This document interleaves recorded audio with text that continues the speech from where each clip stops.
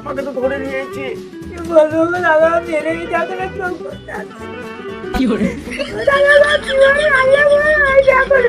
এই ভিডিওটি শুধুমাত্র এন্টারটেনমেন্টের জন্য বানানো হয়েছে। ভিডিওটি দেখবেন, মজা নেবেন আর ভুলে যাবেন। কেউ গায়ে মাখবেন না যেন বাবা। আর হ্যাঁ, ভিডিওটি শেষ অবধি দেখবেন এন্ড সাবস্ক্রাইব করতে ভুলবেন না যেন।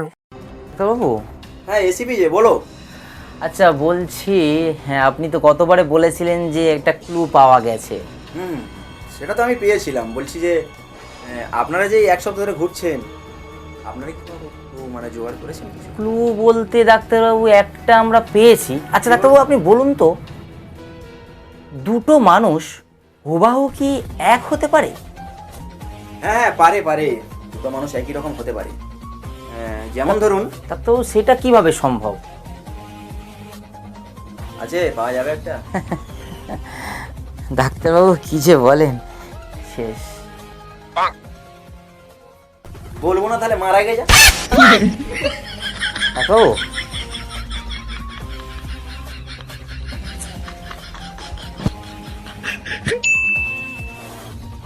পারে এসিপি পারে, এটা দুটোই কারণে হতে পারে।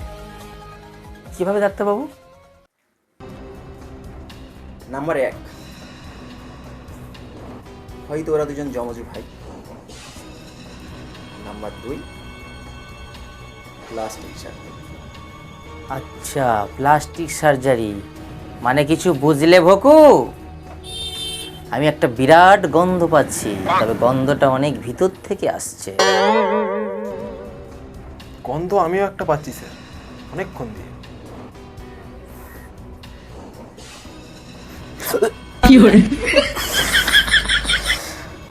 আমার প্যানে গু স্যার জানলো কি করে? গন্ধটা কি বাইরে বেরিয়ে গেল নাকি? স্যার জেনেই যখন গেছেন লুকিয়ে লাভ কি? পাতলা পায়খানা চেপে রাখা কি যায়?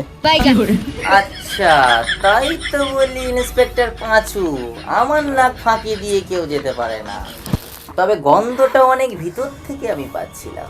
না না স্যার, বেশি ভিতরে নয়, দুটোর ভিতরে। ভিতরে যাই না, উপরে প্যান।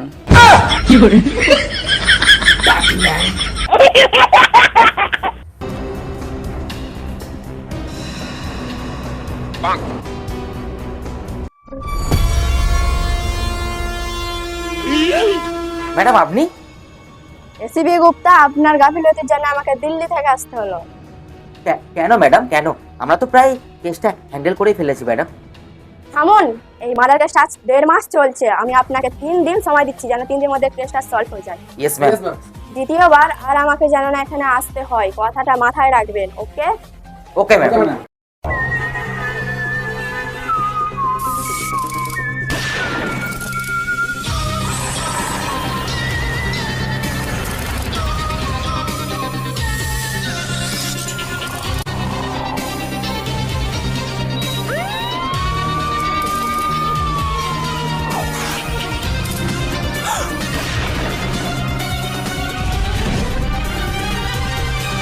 ঠিক আছে ম্যাডাম, চলুন আপনাকে ড্রপ করে দিই। হ্যাঁ চলুন চলুন। ম্যাডাম আসুন, ম্যাডাম বসুন বসুন ম্যাডাম বসুন।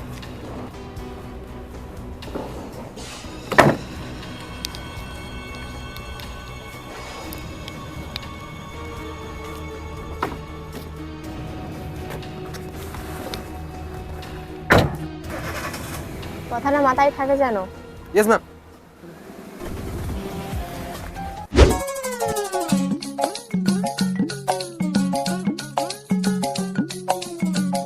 বলছি কেউ দেখেনি তো? না না, কেউ দেখেনি। মাল সব ঠিক আছে তো? একদম ব্যাগ ভর্তি মাল আছে, চিন্তা করার কোনো ব্যাপার Okay. না। আবার কি হলো? আমাদের হাত থেকে পালিয়ে বাঁচবি?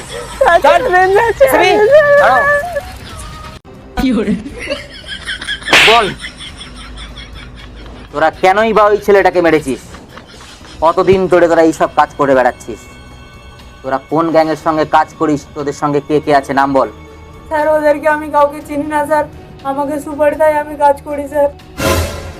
সুপারি? সুপারি নিয়ে কাজ করে, তার মানে কিছু বুঝলেন পাঁচু? কি বুঝলেন? তার মানে স্যার নিশ্চয়ই ওর বাবার পানের ব্যবসা আছে। আমার ভাবতেই অবাক লাগে। আপনার চাকরিটা কোন শালা দিয়েছিল বলুন তো? কেন স্যার, আপনিই তো দিয়েছিলেন। You shut up! বল, তোর গ্যাংয়ে আর কে কে আছে? ওদের সম্পর্কে আর কিছু জানিস কিনা? স্যার ওদের সম্পর্কে আমি কিছু জানি না স্যার। জানি না? স্যার বলছি স্যার থাকার মধ্যে ওদের একজনের নাম্বার আছে স্যার। নাম্বার? হ্যাঁ স্যার। ইন্সপেক্টর পাঁচু, নাম্বারটা নোট কর, নাম্বারটা বল। 8609488915। ইন্সপেক্টর ভকু, আপনি নাম্বারটা ট্যাগ করুন, আমি আসছি।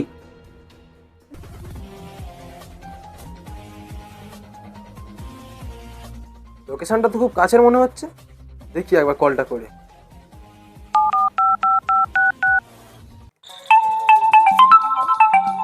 কি বলে চাকরি যখন তখন ফোন। হ্যালো, আমি সিআইডি অফিস থেকে বলছি। হ্যাঁ আমি এসিবি বলছি।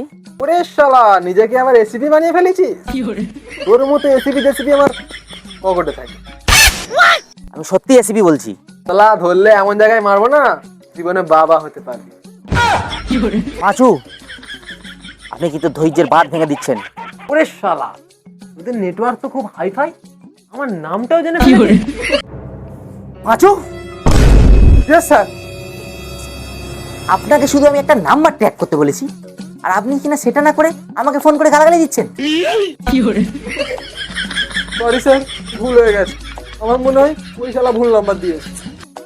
আপনাদের দ্বারা কোনো কাজই হবে না, উঠুন ওখান থেকে।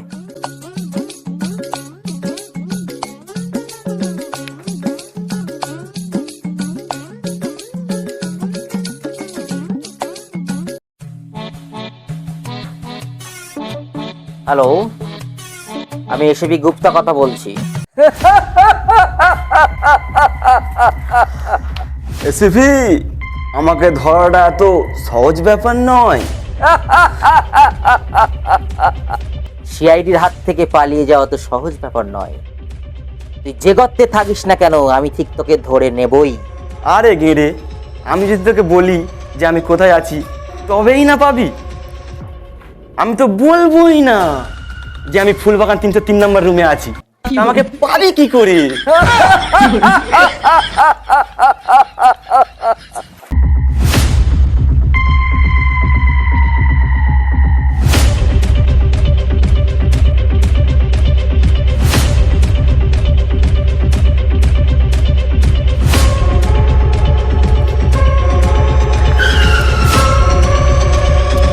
বস,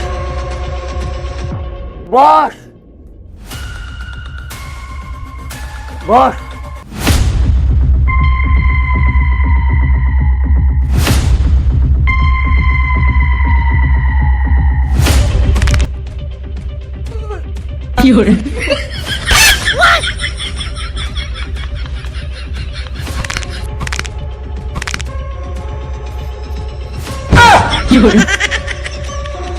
বস, বস, কে বস? কোথায় বস? দাদা, তুমি পালাচ্ছ যে? তুমি তো আমাদের বস। হ্যাঁ আমি তো বস। বল কি হচ্ছে?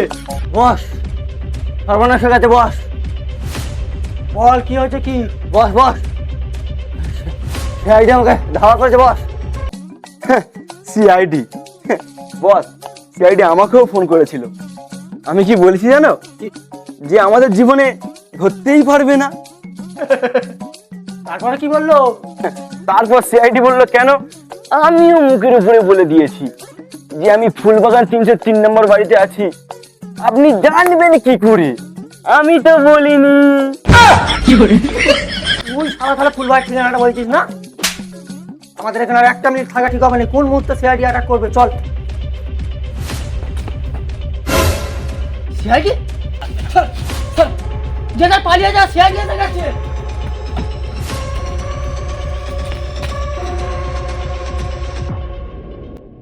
ইন্সপেক্টর পাঁচু, আপনি ওদিকটা দেখুন। ইন্সপেক্টর ভকু, আপনি ওদিকটা দেখুন। আর পালিয়ে কোনো লাভ নেই, আমরা তোদের 4 দিক থেকে ঘিরে ফেলেছি, 3 দিক থেকে ঘিরে ফেলেছি।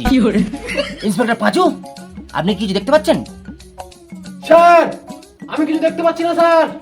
আরে কেলানে পাঁচু, চোখ থেকে বালটা সরান, তবেই তো দেখতে পাবে।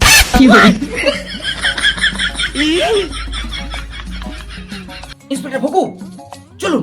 হ্যাঁ চলুন। ইন্সপেক্টর ভুকু। Yes sir. আপনি ভিতরে যান। পাঁচুকে পাঠান স্যার। ইন্সপেক্টর পাঁচু। Yes sir. আপনি ভিতরে যান। আপনি জান স্যার।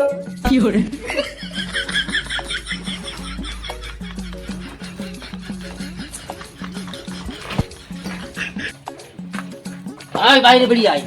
তুই অনেক জ্বালিয়েছিস আমাদের, আর আমাদের হাত থেকে তুই নিস্তার পাবি না।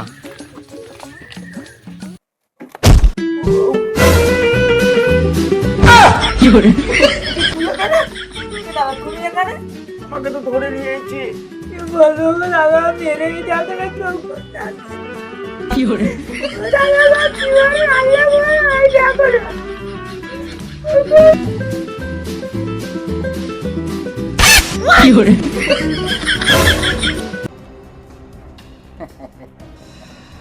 দেখতে পাচ্ছিস তো, এই সূঁচ দিয়ে তোদের দুটো চোখ চিরজীবনের মতো অন্ধ করে দেবো, যাতে তোরা এরকম কাজ আর কোনোদিন না করতে পারিস। বল কে মেরেছিস? স্যার আমি মারিনি স্যার। যে মেরেছে আমি নদীতে জুতো কইরে ভাত খাই। স্যার আমি মেরেছি স্যার, ও আমার মায়ের পেটে জমজ ভাই ছিল স্যার।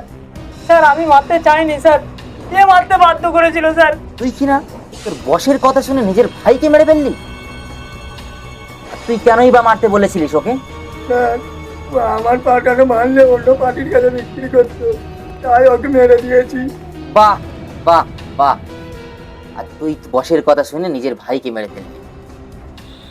তুই না নদীতে প্লাস্টিক গুঁড়াতিস? হ্যাঁ স্যার। তুই লাশটা নদীতে দেখে আমাদের খবর দিয়েছিলিস? হ্যাঁ স্যার। তুই মারলি আবার তুই খবর দিলি? স্যার যাতে না আমাদের সন্দেহ করে তাই। স্যার আর হবে না স্যার। স্যার আমি ক্ষমা করে তোদের দেন। কঠিন শাস্তি হওয়া উচিত, তোদের ফাঁসির দড়িতে ঝোলানো উচিত। তোরা আইন নিজের হাতে তুলে নিয়েছিস। ছেড়।